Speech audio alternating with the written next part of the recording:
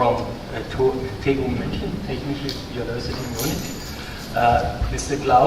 Johannes Klaus, received his PhD in electrical engineering from Technical University of Munich, and is going to doing his postdoctoral at Heinrich Nixdorf Lehrstuhl für medizinische Elektronik, Medical Electronic at TU Munich.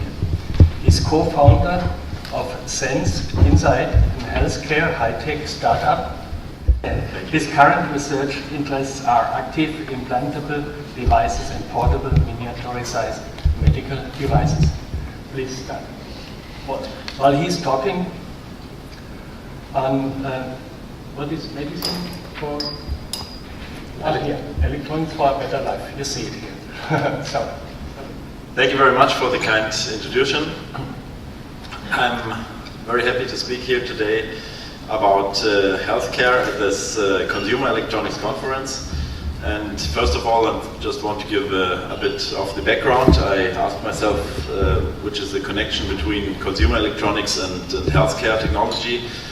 So the CE, the consumer electronics, was always a driver for the healthcare technology since a long time ago. So without the television, would never have become to the development of an electron microscope, for example. Without the radio led in the last consequence to the development of an NMR, for example, of an imaging device. And I've chosen these two pictures in tribute to this location of our venue today. What you can see here is the first radio station in Germany, which is built here in Berlin like 1923. And what you can see up here is the very first commercially available television built from Löwe and was presented here on the IFA more than 80 years ago in 1931, so a long time ago. That's kind of a difference to the things that you're gonna see on IFA. I think the size is still the same, but you see a lot more picture on it. So if we look to the semiconductor industry, which is making the pace for consumer electronics industry, we can see an impressive increase in the structure with the last 40 years. And today it's yet possible to calculate NMR pictures with only an iPhone. It's impressive. And the role of speech and picture-based systems always made the pace for electronics in the past, and for healthcare systems as well. So if you look to the productivity over the last 40 years, you can see that the productivity curve is given here in violet from the G7 states. It correlates a lot with the increase of the structure in semiconductor industry. So at the same time, the employment in the G7 states remains kind of static. So we have this development in the industry of consumer electronics, but not in healthcare so far. So could one reason be that the people are not ready for this technology? But actually the answer is no. We have an interesting survey from VDE, which is just a few years old now. But people just have a very high acceptance of medical technology, like 96% like modern microtechnologies, e.g. in surgery, and even 22% like the digital patient file, which is still not reality in Germany at the moment. So let's have a look at today's healthcare more deeply. So if we look to clinical care, we yet have a very high contribution to quality and efficiency. If you look to modern surgery, you have a lot of electronics inside there. But as we are on a conference of consumer electronics today, I'd like to talk more about the home situation, about the home care situation, for example, about rehabilitation, about prevention. And there we do not see all these trends. We listen to some very interesting presentations today, but everything is in science, but you don't see many things in practice so far.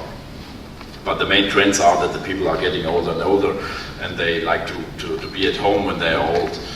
And if you do the right prevention programs, for example, you can avoid many diseases.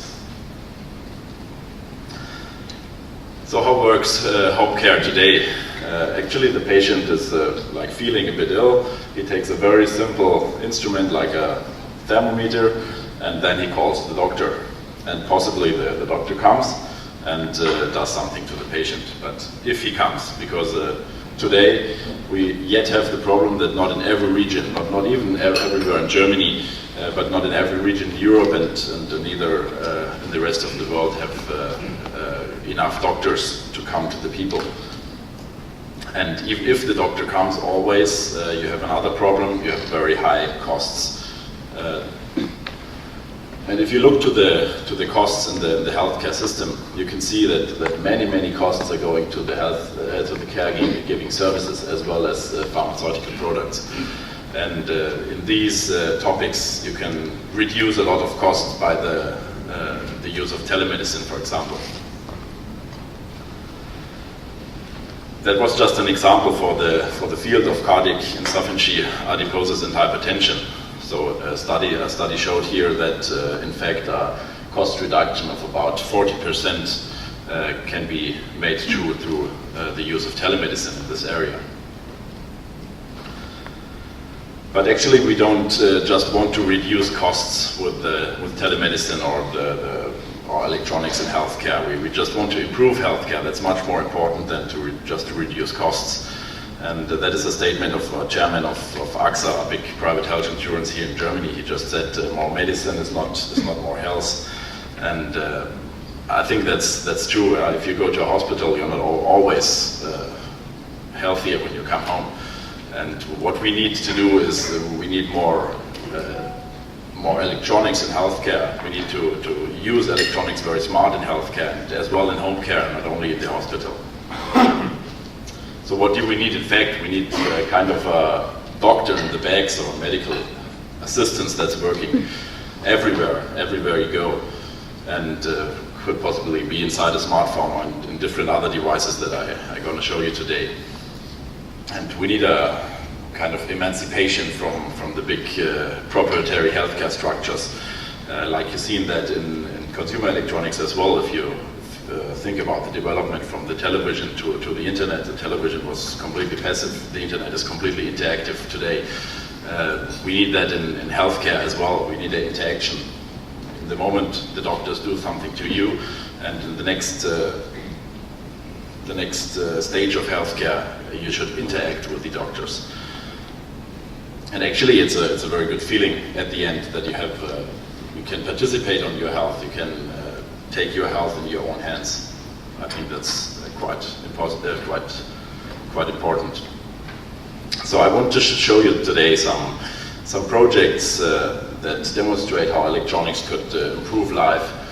What you see here is just an overview of different devices that we connected via smartphone to a database. The whole system is called the COMES platform, and I will not show all of these systems, just the small examples, and I will show some systems that build other people as well. So first I want to take a look to hypertension, because it's an area with a very high potential for telemedicine. Possibly you know the white coat effect. So people go to the doctor and they see the white coat, they're a bit excited, and the blood pressure that is measured actually is higher than the blood pressure that you measured at home. And so evidently even the medication sometimes is wrong, because you have higher blood pressures measured at the doctor's office. So it's very recommendable to measure your blood pressure at home. And that's a telemetric system with a blood pressure meter. It's a commercial one, a smartphone, and this internet database where everyone can see the data. The patient can see the data for self-control. The doctor can see the data for automatic documentation. I just want to show why that makes sense. So this is the traditional doctor-patient relationship. The patient is coming to a consultation, blood pressure is measured, and then the doctor gives some hints like for medication, advice for medication, for life improvement, like please take healthier food, do more activity. And then the patient is going home and the compliance is lowering because the patient says, okay, I'm going to the doctor in 3 months, so I don't care today, I can start tomorrow, for example. And what we see is that before the next consultation, the patient says, oh, in 2 weeks I have to go to the doctor, perhaps I should take my medication now and I have to do more physical activity, for example. And then the compliance is going up and the course of the blood pressure is going up in the first moment, and in the second moment it lowers. So the doctor does not even register what happens in between. So that's a graphic of the ideal telemedical doctor-patient relationship, what you see on the right side here. The compliance is staying high because the patient is measuring at home every day, and he knows that the doctor sees all this data, but as well he sees his own data and he can see that the course of blood pressure is going down if he has a high compliance. So the reasons for high blood pressure are exercise and are insufficient exercise, for example, is obesity, for example. And to change that, you have to change your life. You have to change your life behavior.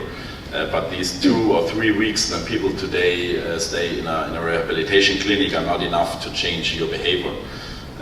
Due to scientific studies, your behavior is changed in like 90 to 180 days, but you cannot stay like 180 days in a rehabilitation clinic because they cost a lot of money. So while telemedicine, that could help to monitor these patients that are going home, and it's kind of comfortable for the doctor and the patient. You have an objective documentation and you have a higher motivation for the patient as well. So the next example that I want to show is in the area of respiratory diseases. Respiratory diseases are very fast growing in the last years. So, for example, asthma is doubled nearly in Western Europe in the last 10 years. And there are about 150 million asthmatics worldwide, which is a lot. And many of the asthmatics are children. Like alone in Germany, 1 million of children are asthmatics. That's every 10th child. So for the COMES platform, a mobile spirometer was developed, which is especially designed for children. It's very easy to handle for children. It's the measurement is especially reliable in this. For these small lungs, and it's connected as well to the smartphone and then to the internet database where a doctor can do interpretation and give a feedback to the patient. And what is especially interesting is the combination with an inhalator to control the medication of the patients. And that's not only working for asthma.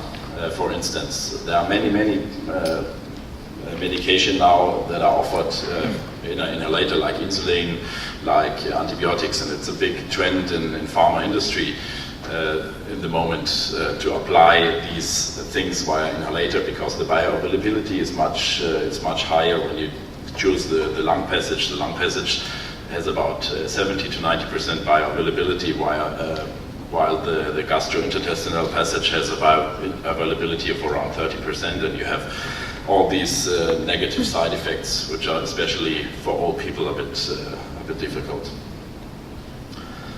So we did similar approaches with glucose devices, for example, a wireless transmission of glucose data to a smartphone or a direct connection. So this is the same sense than in the last project I showed. Just several years ago, there was the first blood glucose phone presented by LG in Korea. It never entered the market in Europe, but you see that these things are yet connected to consumer electronics since the last years in small projects. Yet are existing several ECG devices for prevention and rehabilitation of cardiac diseases, like that one that you can just put on your breast and measure the ECG, and afterwards it can be transmitted via telephone line to a database, or several devices that can measure that directly on a smartphone wirelessly with the electrodes on your breast. Another big problem are the consequences of falling. So many old people fall often, especially if they are older than 75 years. It's very often that they fall, and we see that the consequences are very crucial for the need of nurse care. So that makes it very expensive. And this falling occurs mainly due to dizziness of the patient. So the person gets dizzy and falls down. And actually, it's possible to measure that. There are several devices like activity sensors, accelerometers, intelligence shoe sole, where you can measure this data. And if you have this activity data, you can identify gait patterns for dizziness, for example. And if you have identified these individual gait patterns for the people, you can warn them before they get like dizzy, because you register that there's something different in their movement. And if you warn them before they get dizzy, you can just tell them, please sit down, you're not walking very stable in the moment. So that's going to be a big opportunity, especially for older people. All these systems I showed are potentially very good for feedback applications. The feedback is mostly very important to us because it does a lot of motivation to the patient. And if you look to that, these devices are always connected, like I said, to a smartphone. The data is coming to the COMES database. It could be seen by, for example, a family doctor or the clinic. But as well, you have a management system which is called a feedback management system that can decide over a database what feedback is given to the patient. For example, you can give him feedback over his smartphone, like if his blood pressure is too high, why don't you do your purchase on foot today, or just give him hints of the side effects of medication. Like we see here, because this medicine contains something that makes you go to the toilet very often, so you can feedback that to the user.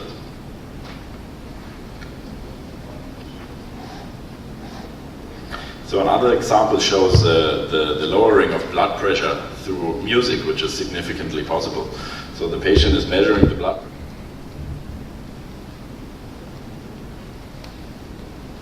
Then are coming your opponents just to motivate you to do it a bit faster and a bit better.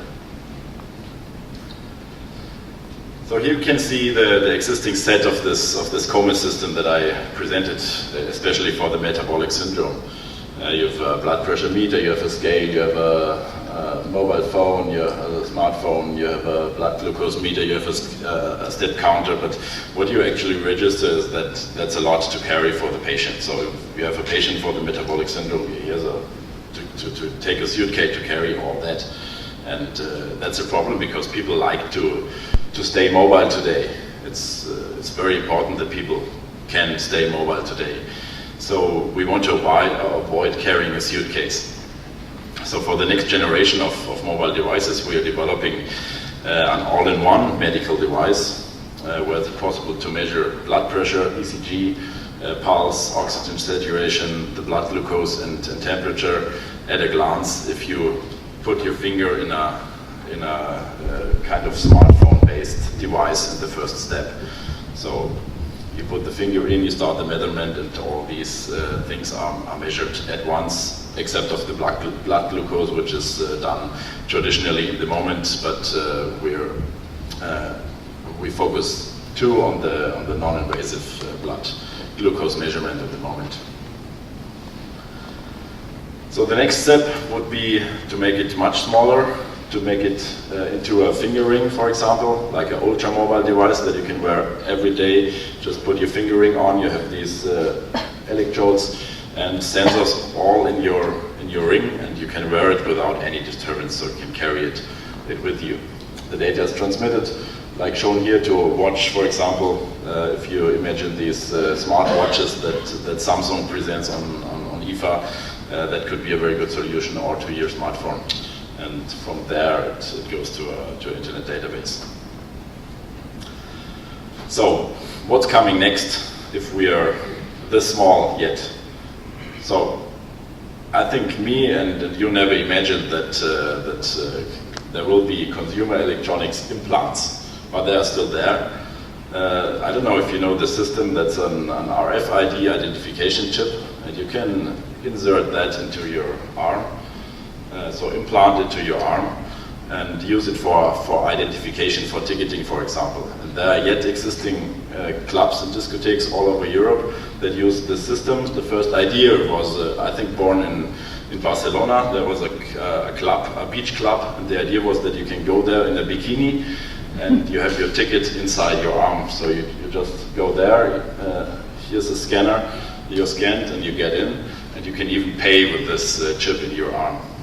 I was a bit shocked when I heard that first, and I cannot imagine to do that, but yet we have consumer electronic implants. Of course, I wanted to talk today about healthcare implants, not about these systems. So our first project in implants was another feedback system, which is an intelligent tooth splint for the diagnosis and therapy of teeth grinding, or you can call it bruxism. Bruxism is a very widespread disease. Like 8% of the population is affected from teeth grinding. It's a lot more than you expect. And teeth grinding is normally related to mental stress, so it's kind of in German you say like you have to press your teeth strongly against the others when you're on mental stress. That's, man muss mal kräftig die Zähne aufeinander beißen. So what we did is we developed a microsystem that could be inserted in those plastic splints. These plastic splints the people anyway have to wear normally when they suffer from bruxism, just to protect the teeth.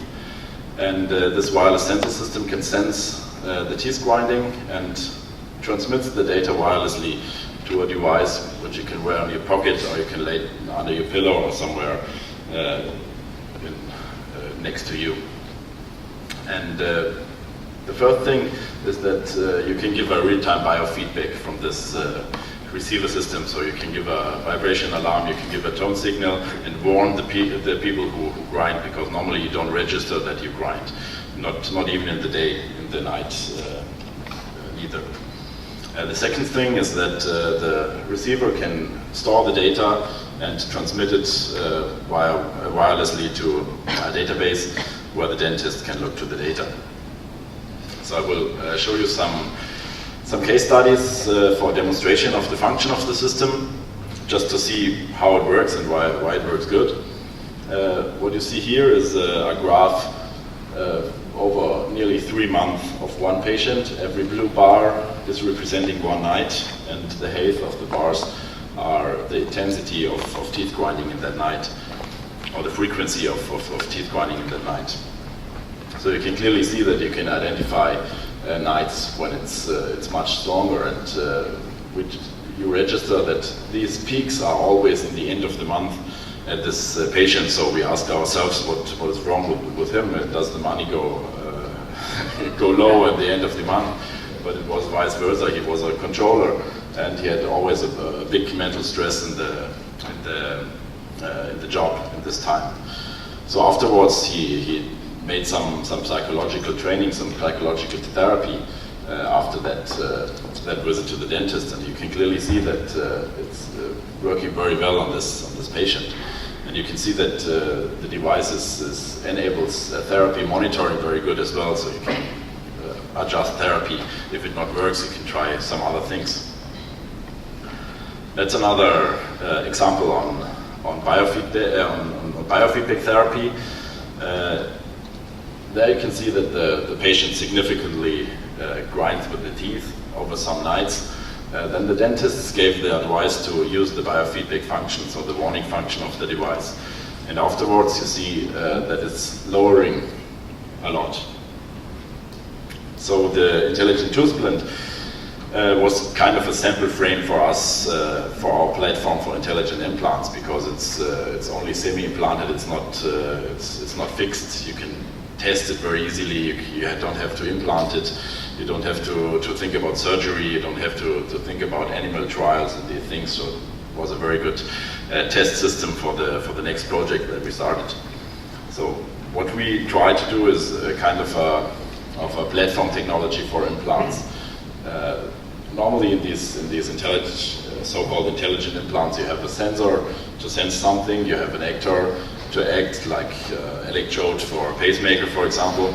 But all the other things, like the microcontroller, the wireless interface, the extracorporeal unit, which is storing the data, and even the software, you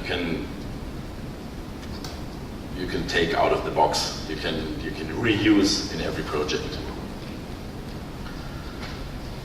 So the last example I want to show you today is a feedback-controlled drug delivery device that we do in the moment in our chair. The idea of this implant is to measure the tumor activity. So the activity, whether the tumor is growing or not. It's very interesting whether a tumor is growing or not, because we know that a therapy of the tumor via a chemotherapy or a radiation, for example, is only possible if the tumor is growing. So the implant is measuring the oxygen saturation around the tumor, so directly on the tumor. And as the oxygen saturation is a good marker for if the tumor is growing or not. If the tumor is growing, the oxygen saturation lowers in the surrounding of the tumor. And when the oxygen is going down, then the implant can activate a drug reservoir and can give automatic therapy, automatic medication, for example, chemotherapeutics, directly to the tumor. That was the idea. A second possible therapy is the production of oxygen next to the sensor, next to the tumor, because an increased oxygen level at the tumor normally stops the proliferation of the tumor. But that is still science. That's just a small picture of the sensor we used. We used an electrochemical sensor, but I don't want to get very deeply into that today, as the time is a bit short. Just for illustration, that's the first prototype that we did, and we already tried it in an animal trial. So what you can see on that example and on a lot of other examples is that the whole body is kind of an embedded system of electrical active subsystems, and that's why we saw it in Professor Kollmeier this morning as well. That's why it's very interesting for us as electrical engineers to address these problems. And a lot of applications are yet solved through medical implants and are yet on the market. So if we have a look to the first pacemaker here from 1958, the pacemaker is yet on the market more than 50 years now. The next invention was the cochlear implant, where you can implant electrodes directly in the inner ear to stimulate the acoustic nerve. That's a very interesting project as well, which is clinically firstly used in the early 1970s, so a very long time ago as well. And the next step will be, it's not yet on the market, is the retina implant, where electrodes are implanted behind the retina to stimulate the optical nerves. That's the project of the University of Tübingen shown here.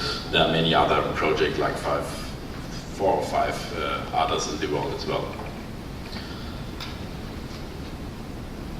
And the next thing that we can imagine is like a connection between nerves and electrical wires, like brain-computer interfaces, nerve-computer interfaces, which will be a thrilling application as well. Even like intelligent pills are yet in use in science. For example, you can do a whole movie of your interstitial passage, for example. That's quite impressive, because I remember a movie like 25 years ago. Another reason is that you have to take a strong look to the safety of the product. So I want to say a few words to the safety because it's so important to medical products in contrast to the consumer electronics products. If you look to the IFA, it's going faster and faster with the consumer electronics products, and they're testing a lot on the end consumer. You take a device and it's crashing a lot, and that's frustrating. But that could not happen in medical products. That should not happen in medical products. So actually, you have these two topics. The product has to be safe, and the product has to be effective. If it's not effective, you cannot use it no more. And we simply cannot do it like 50 years ago. For example, the first pacemaker they just made in a box of a shoe cream, and it worked like for I think 3 hours. The first patient who had this pacemaker implanted, he received 3 implants in the first 3 days. So that's not the way we do it today, hopefully. But he just died only 10 years ago. He got very old, and he had in his life like 27 pacemakers, I think. That's impressive. So that's why legislative has put a lot of mandatory rules. For that, you have to meet some basic requirements that this does not happen. So the very simple things, you have to do a complex risk management to fulfill the ISO norm of risk management. You have to identify product-specific risks that can happen. You have to do pre-clinical trials like laboratory tests, like animal trials, which is quite complicated. And at the end, you have to do clinical trials, so you have to try that on the user, on the man that should use it in the end.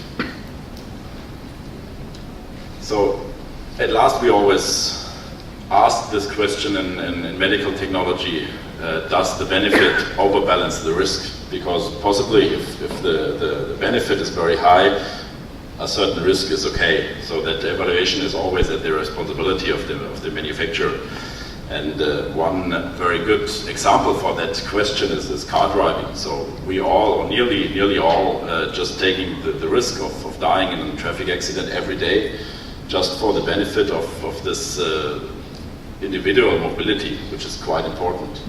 Just we take it, and the risk of dying in an accident is much more higher than normally comes from a medical product like a pacemaker or something.